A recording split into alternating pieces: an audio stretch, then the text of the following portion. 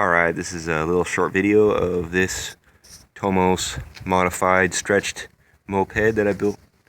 And I'm going to take this motor out, this little 50cc engine, and I'm going to take this motor out off this 125, this is what it is, and I'm going to swap it, put it on this guy, and I'm going to have a stick shifter right here, maybe with a suicide clutch on it, or I'll figure it out.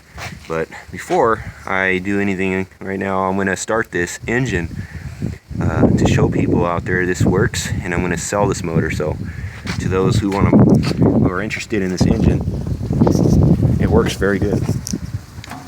So let me choke it.